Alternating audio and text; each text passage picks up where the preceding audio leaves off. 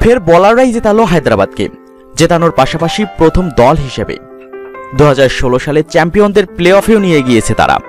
সোমবার হায়দ্রাবাদের বিপক্ষে অবশ্য ম্যাচের নিয়ন্ত্রণ ছিল কোহলিদের হাতেই। শেষ 3 ওভারে জয়ের জন্য তাদের প্রয়োজন ছিল মাত্র 25 রান। 5 উইকেট হাতে থাকলেও শেষ পর্যন্ত 19 রান নিতে সক্ষম হয় আরসিবি। বল হাতে শেষ 3 ওভারে নজরকাড়া বোলিং করেছেন ভুবনেশ্বর কুমার আর সিদ্ধার্থ কাউল।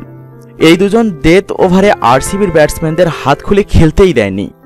এছাড়াও স্পিনারদের মধ্যে রশিদ খান এবং সাকিব আল হাসানও ভালো বোলিং করেছেন। অধিনায়ক কোহলিকে ম্যাচের গুরুত্বপূর্ণ পরিস্থিতিতে সাজঘরে ফিরিয়েছেন সাকিব আল হাসান। এছাড়াও অ্যাবি ডিভিলিয়ার্সকে বিধ্বংসী হয়ে ওঠার আগেই বিদায় করেছেন রশিদ খান। হায়দ্রাবাদের বোলারদের প্রতি ম্যাচেই এমন পারফরমেন্স দেখে হায়দ্রাবাদকে অজগর সাপ অর্থাৎ পাইথন বলে আখ্যায়িত করেছেন ভারতের সাবেক ওপেনার আকাশ চোপড়া। তিনি মনে করেন প্রত্যেক ম্যাচেই হায়দ্রাবাদ তাদের প্রতিপক্ষকে পাইথন সাপের মতো ধীরে ধীরে চেপে ধরে, আর এভাবেই তারা ম্যাচ জিতে চলেছে। আকাশ চোপড়ার মতে বেঙ্গালুরুর শুরুটা ভালোই করেছিল পাওয়ার প্লেতে, কিন্তু পাওয়ার প্লে শেষেই সাকিব রশিদরা তাদের যেভাবে চেপে ধরেছে আমাকে পাইথন সাপের কথা মনে করিয়ে দিয়েছে। সাকিব কোহলিকে আউট করে প্রমাণ করেছে তারা আসলেই পাইথন বলে মনে করেন আকাশ চোপড়া।